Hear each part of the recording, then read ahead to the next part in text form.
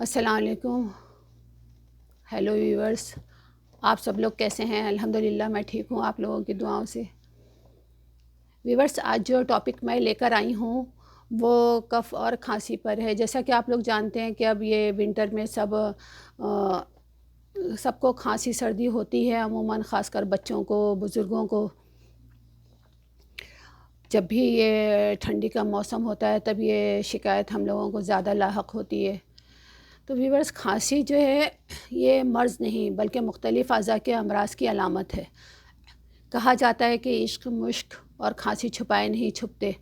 खांसी यूँ तो एक आम सा मर्ज़ है, हर किसी को कभी ना कभी तो ज़रूर होती है। कुछ लोग तो इसको बिल्कुल बिल्कुल ही अहमियत नहीं देते हैं, बल्कि वक्तन फ़वक्तन धीमे सुरों में खांसते और खकारते रहते हैं और उन्हें ठसके लगते रहते हैं और थोड़ी थोड़ी सी उसमें यानी सुनने वालों को भी उलझन होती है। और खांसी का जैसे कि आप जानते ही हैं कि शेवा है कि बेड टाइम यानी सोने के वक्त ज़्यादा ही उठती है, जिससे कि दूसरे भी उससे ज़्यादा मुतासिर होते हैं।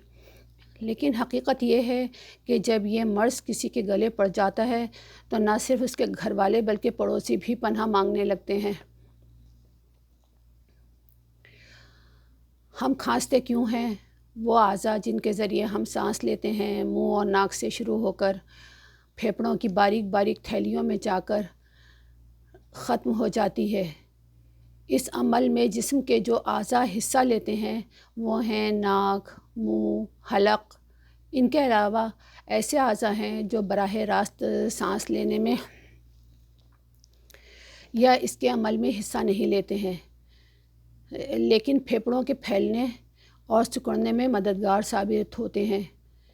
मसलन पसलियाँ हैं, सीने के अज़लात वग़ैरह वग़ैरह।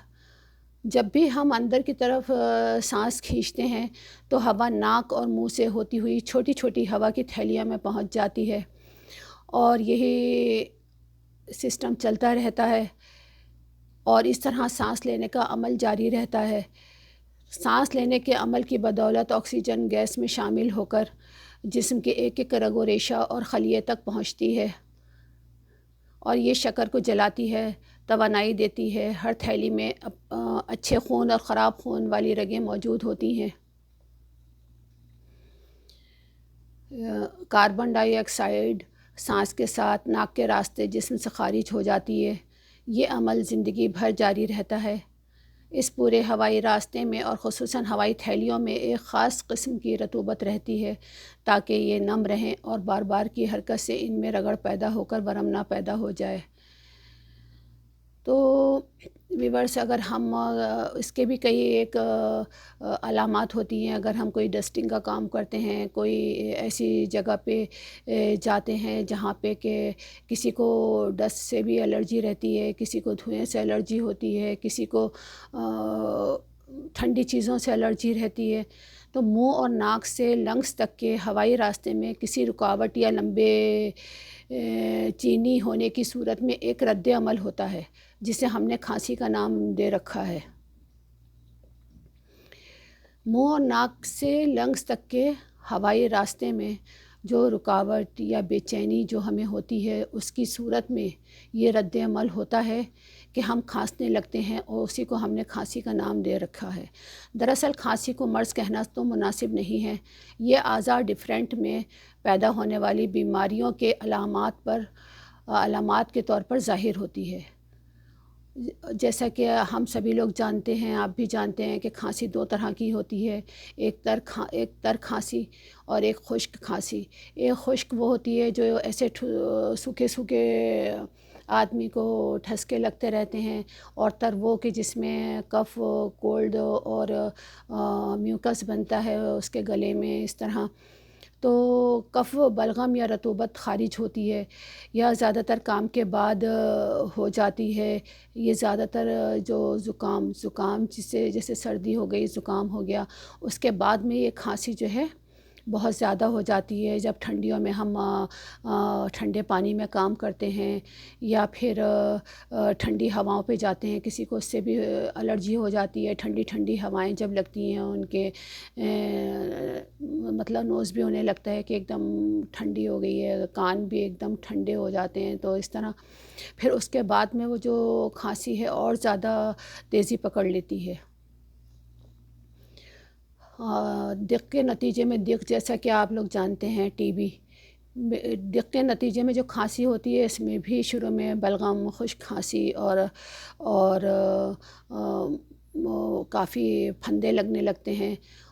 خشک کھانسی الرجی کے باعث بھی ہوتی ہے، یا اسی کا سبب جو لنگس سے باہر کے اعضاء میں موجود ہوتا ہے، مثلا جگر، معدے یا دیگر گلے کا خراب ہونا، یا کسی کے اندر یہ ہوتا ہے جیسے کہ ہم لوگ دیکھتے ہیں کہ حلق میں جو ہمارے کوا رہتا ہے وہ لٹک جاتا ہے، تو اس صورت میں بھی کسی کو کھانسی ہوتی ہے۔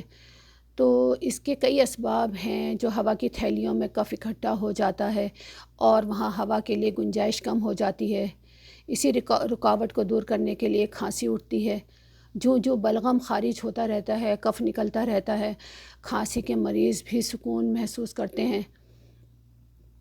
اس کے لیے ویورس ویسے تو ابھی تک یہ ٹھیک پتہ ہی نہیں چل پایا کہ لوگ کہ یہ چیز مطلب بازو والے کو بھی پکڑتی ہے نہیں، اس کو بھی کھانسی کے تھرو کوئی ایسے ہوا میں بیکٹیریا ہیں جو اگلے بندے کو بھی لگ جاتے ہیں، تو اس طرح کچھ بھی نہیں آیا۔ لیکن پھر بھی جو ہے آدمی کو بہت زیادہ کیئرفل رہنا چاہیے، اور دوسروں کا خیال کر کے کبھی بھی کف آتی ہے یا بہت زیادہ لگتا ہے کہ حلق میں، سینے میں کف ہے، تو کبھی بھی کھانس کے کئی لوگ ہیں اس طرح کی حرکت کرتے ہیں کہ پھر واپس سے اس کو نگل لیتے ہیں، تو پلیز اس کو کبھی بھی نگلے نا۔